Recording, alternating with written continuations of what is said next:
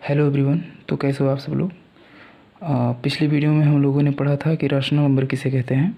आज की वीडियो में हम पढ़ेंगे कि इर्रेशनल नंबर किसे कहते हैं। पर उसके पहले एक बार रैशनल नंबर फिर से देख लेते हैं सरसरी निगाह से, ठीक है।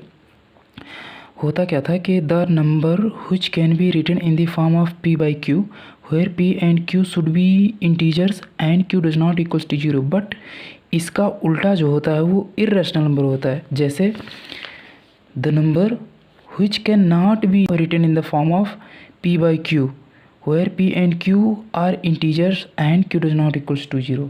समझ में आया। अच्छा, अभी मैं थोड़ा एक एग्जांपल बता दे रहा हूँ, पर इसे और समझने के लिए कुछ चीज़ें मुझे बतानी पड़ेगी। हो सकता है कि वीडियो थोड़ा सा लॉन्ग हो जाए, पर बियर विद में, और टॉपिक इम्पोर्टेंट भी है, ठीक है। तो जैसे मान लो कि जैसे √2, ठीक, जैसे √3, जैसे पाई, जैसे ई, ठीक। अच्छा, इसमें क्या है, इसमें थोड़ा सा पाई वाला समझ लो, पाई वाला कॉन्सेप्ट। पाई की दो वैल्यू होती है, एक फ्रैक्शनल वैल्यू 22/7 और एक डेसिमल वैल्यू 3.1428, ऐसे नॉन रिपीटिंग होती हैं, ठीक। अच्छा, ये तो होती है रैशनल नंबर। क्यों? क्योंकि रैशनल नंबर कंडीशन क्या कह रहा था कि p बाई क्यू के फॉर्म में लिखा हो, तो लिखा है। दोनों इंटीजर होने चाहिए, इंटीजर है, और साथ ही साथ q does not equals to 0, तो ये नॉन जीरो है, डी जीरो नहीं है, तो ये रैशनल नंबर हो गया। क्या? Rational number. और ये इर्रेशनल नंबर हो गया। क्यों? अच्छा, इसका कॉन्सेप्ट मैंने बताया नहीं है। इसके लिए हमें पढ़ना पड़ेगा terminating decimal, terminating decimal and non terminating decimal के बारे में, ठीक। ओके, टर्मिनेटिंग और नॉन टर्मिनेटिंग, ठीक। टर्मिनेटिंग और नॉन टर्मिनेटिंग। अब टर्मिनेटिंग क्या है सर? देखो, टर्मिनेशन का मतलब होता है, अगर मैं भावार्थ की बात करूं, तो एक जगह कहीं ख़त्म हो जाना, रुक जाना, ठीक है। कैसे सर?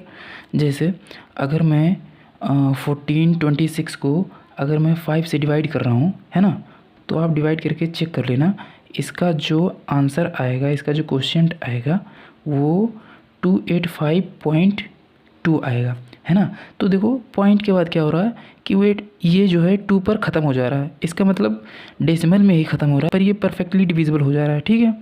ओके, अब देखो नॉन टर्मिनेटिंग क्या है। इसके भी दो सब पार्ट हैं, एक है नॉन टर्मिनेटिंग रिपीटिंग, दूसरा है नॉन टर्मिनेटिंग नॉन रिपीटिंग। अब ये क्या है सर? देखो, रिपीटिंग को कहते हैं हम रिकरिंग, लिख लेना रिकरिंग, ठीक। लिख देता हूँ रिकरिंग डेसिमल, ठीक। और नॉन रिपीटिंग को हम बोलते हैं नॉन रिकरिंग, ठीक, नॉन रिकरिंग। अब ये क्या होता है सर?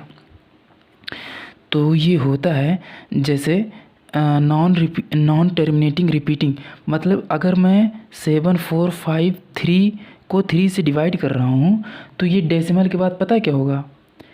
डेसिमल के बाद वो नंबर या वो पार्टिकुलर डिजिट रिपीट करेगा। आप करके देखना, इसका जो क्वोशिएंट मिलेगा आपको वो 2486.3333 एंड ऑन सो ऑन। समझ में आया?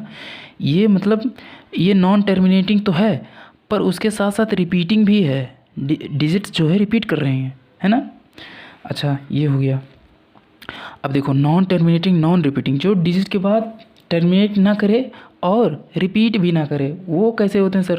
देखो, एक पाई की वैल्यू होती है, एक फ्रैक्शनल वैल्यू होती है, पाई की एक फ्रैक्शनल वैल्यू होती है 22/7, जिसको बोलते हैं 22/7, और एक होती है भैया ये 3.1428 और ऐसे। अब इसमें क्या है कि देखो, डेसिमल के बाद ये जो डिजिट्स हैं ये तो नॉन टर्मिनेट हैं, नॉन रिपीटिंग है ना, नॉन रिपीटिंग है, तो इसको जो है इर्रेशनल बोलते हैं। किसको? नॉन टर्मिनेटिंग नॉन रिपीटिंग को इरेशनल बोलते हैं, नॉन टर्मिनेटिंग रिपीटिंग को रैशनल नंबर बोलते हैं और टर्मिनेटिंग को रैशनल नंबर बोलते हैं। ठीक, ये समझ लेना आप। अच्छा, इसमें इरेशनल में एक एग्जांपल और ले लो कि जैसे √2 है, इसका अगर मैं वैल्यू फाइंड करूँ तो 1.4142 ऐसे ऐसे समथिंग करके ऐसे नॉन रिपीटिंग होगा, है ना, पर ये टर्मिनेट नहीं हुआ। जैसे √3 हो गया, इसकी वैल्यू देख लेना 1.7320 समथिंग करके ऐसे ऐसे करके, ये नॉन रिपीटिंग नॉन टर्मिनेटिंग है ना। तो उम्मीद करता हूँ कि आपको ये पसंद आया होगा, आपको अच्छा लगा होगा, समझ में आ गया होगा। बाकी चैनल को सब्सक्राइब कर दो, थोड़ा सा शेयर कर दो और हाँ लाइक कर दो यार। Thank you so much, thank you.